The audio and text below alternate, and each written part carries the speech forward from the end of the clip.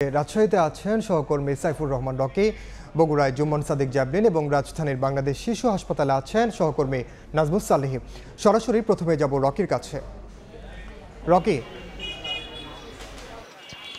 পদ্মাপাড়ের নগরী রাজশাহীতে বরাবরই গরমের যে প্রকোপ সেটি যেন বেশি থাকে, তবে এবছর সেই প্রকোপ যেন আরও নতুন মাত্রা যোগ করেছে। বিশেষ করে রাজশাহীতে গত কয়েকদিন ধরেই কিন্তু যে তাপমাত্রার পারদ সেটি কিন্তু 40 থেকে 42 ডিগ্রি ছুঁই করছে। আজকে কিন্তু সেই তাপমাত্রা যে পারদ সেই 42 ডিগ্রি সেলসিয়াস তাপমাত্রা সেটি কিন্তু অতিক্রম করেছে। আপনাদের জানিয়ে রাখি যে আজকে দুপুর 2টায় রাজশাহীতে এই মৌসুমের মধ্যে সর্বোচ্চ তাপমাত্রা রেকর্ড করা হয়েছে এবং সেটি হচ্ছে 42.2 ডিগ্রি সেলসিয়াস, যা কিন্তু এতদিন কিন্তু 41.8 পর্যন্ত এর আগে সর্বোচ্চ ছিল। আজকেই কিন্তু এই তাপমাত্রাটি রাজশাহীতে সর্বোচ্চ। বিশেষ করে যেহেতু গরমের এই প্রকোপ দিন দিন বেড়েই চলেছে, সাধারণ মানুষের জীবন কিন্তু ওষ্ঠাগত হয়ে উঠেছে। নগরবাসী তারা কিন্তু প্রয়োজন ছাড়া ঘর থেকে বের হচ্ছেন না। সাধারণ মানুষের যে আনাগোনা, এটি হচ্ছে রাজশাহীর যে মূল উপকণ্ঠ সাহেববাজার 0 পয়েন্ট, এখানে প্রচুর মানুষের আনাগোনা থাকে। তবে এই গরমের তীব্রতার কারণে, গরমের যে প্রকোপ সেটি বেড়ে যাওয়ার কারণে সাধারণ মানুষ কিন্তু প্রয়োজন ছাড়া ঘর থেকে বের হচ্ছেন না।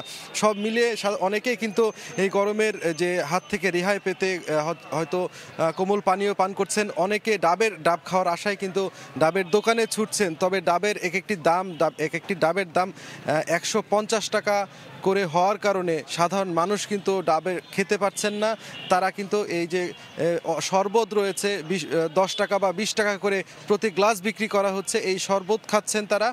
পাশাপাশি আমরা পাশে দেখছি ঘোল বিক্রি হচ্ছে, তরমুজ বিক্রি হচ্ছে, বাঙ্গি বিক্রি হচ্ছে, সেগুলোর পিছনে কিন্তু নগরবাসী ছুটছেন। আমরা দেখেছি যে সাধারণ মানুষ এই গরমের হাত থেকে রেহাই পেতে অনেকে ছাতা মাথায় বের হচ্ছেন, তারপরেও তারা অল্পতেই কিন্তু হাতে উঠছেন। একেবারে তপ্ত কড়াইয়ের মতো যেন পথঘাট তেতে উঠেছে। সাধারণ মানুষ খুবই কষ্টের মধ্যে বসবাস করছে, তাদের যে স্বাভাবিক কাজকর্ম কোনোভাবেই সেটি তারা ঠিকভাবে করতে পারছেন না।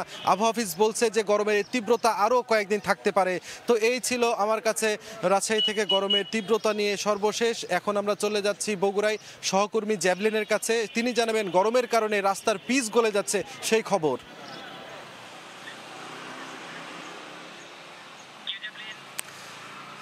ধন্যবাদ রকি। বগুড়ার কথা যদি আপনাকে জানাই, বগুড়াতে যেই এখনো পর্যন্ত সারা দেশে যে 40 কিংবা 42 ডিগ্রি তাপমাত্রা সেলসিয়াস যেটি রেকর্ড করা হয়েছে, বগুড়াতে এখনো পর্যন্ত কিন্তু চলতি মৌসুমে 40-এর ঘরে এখনো পর্যন্ত তাপমাত্রাটি পৌঁছায়নি।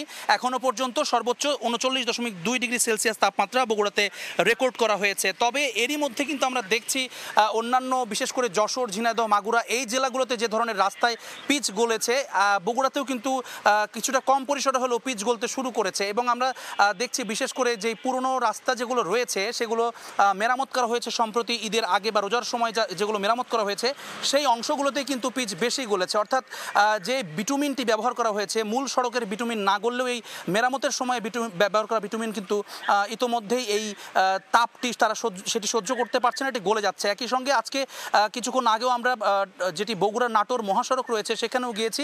সেখানকার যে মহাসড়কের রাস্তার কিন্তু দুপাশেই যে ভারী যান চলাচল করে, সেখানে কিন্তু একেবারে দৃশ্যমান হয়েছে আরও বেশি ভালো করে যে এই যে বিটুমিন ব্যবহার করা হয়েছে সেটি কিন্তু এই তাপের কারণে এই রাস্তার বিটুমিনটি গলে যাচ্ছে এবং সেটি রাস্তায় ভারী যান চলাচলের সময় সেটি কিন্তু কিছুটা অংশ দেবে যাচ্ছে, এমন কিন্তু আমরা দেখেছি। এবং চাকার ছাপ কিন্তু স্পষ্টতই সেখানে স্পষ্ট হয়ে উঠছে। আমরা এ বিষয়ে সড়ক ও জনপদের একজন কর্মকর্তার সঙ্গে কথা বলেছি, একজন সাবস্টেশন ইঞ্জিনিয়ার। তিনি কিন্তু যেটি বললেন যে আমাদের দেশে যে সমস্ত সড়কে যে ধরনের পিচ বা বিটুমিন ব্যবহার করা হয় সেটি কিন্তু মূলত 25 থেকে 30 ডিগ্রি সেলসিয়াস তাপমাত্রা পর্যন্ত স্বাভাবিক থাকে। এরপর থেকে কিন্তু সেটি প্রতিক্রিয়া জানাতে শুরু করে তাপের প্রতি। তো সেটি তারা বলছেন যে মূলত তাপের অতিরিক্ত যে তাপমাত্রা সেটির কারণেই মূলত এখানে পিচটি গলছে, এটি নিম্নমানের সঙ্গে কোনো সম্পর্ক নেই, এমনটি তারা দাবি করছেন। এটি ছিল আমার কাছে বগুড়াতে সড়কের পিচ গলার খবর। আমরা চলে যাচ্ছি ঢাকায়, সেখানে বাংলাদেশ শিশু হাসপাতালে রয়েছেন সহকর্মী নাজমুস সালেহী, তিনি জানাবেন শিশুদের অসুস্থতার খবর। এই ওয়ার্ডে আমরা যেখানে রয়েছি তার অধিকাংশ শিশুই হচ্ছে নিউমোনিয়ায় আক্রান্ত, যারা সম্প্রতি এক সপ্তাহের মধ্যে তারা নিউমোনিয়ায় আক্রান্ত হয়েছে, তাদেরকে আসলে এখানে ভর্তি করা হয়েছে। আমরা জরুরি বিভাগে দেখেছি অসংখ্য অভিভাবকের লাইন, যারা তাদের শিশুদেরকে নিয়ে এসেছেন।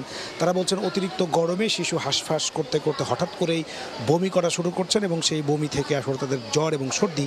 সেই শিশুদের সংখ্যা যেমন এখানে আছে, তেমনি পাশাপাশি এখানে যে ডায়রিয়া ওয়ার্ড রয়েছে সেখানেও কিন্তু ভর্তি করা হয়েছে। পাশাপাশি হচ্ছে এখানে নিউমোনিয়ার সংখ্যা বেশি, যেটা আমি বলছিলাম। এই অভিভাবকরা বলছেন যে শিশু হঠাৎ করে অল্প কয়েকদিনের মধ্যে আসলে এই নিউমোনিয়ায় আক্রান্ত হয়েছেন। বারবার গোসল করানোর কারণে, প্রচণ্ড পরিমাণে ঘেমে যাওয়ার কারণে দিনে অনেকবার ঘেমে যাচ্ছে এবং সেই ঘাম গায়ে বসে তাদের বুকে সর্দি কফ জমে আসলে তারা শিশুরা আক্রান্ত হচ্ছেন। এবং ডক্টর বলছেন শিশুরা যেহেতু সংবেদনশীল, সুতরাং তারা এই তীব্র যে তাপপ্রবাহ চলছে, এই তাপপ্রবাহে তারা হচ্ছে যে আক্রান্ত হওয়ার সংখ্যাটা বেশি। আমরা সকাল থেকে এই শিশু হাসপাতালে যেটি দেখেছি সেটি হচ্ছে যে বহির্বিভাগে অসংখ্য অভিভাবক তাদের রোগীকে নিয়ে আসছেন।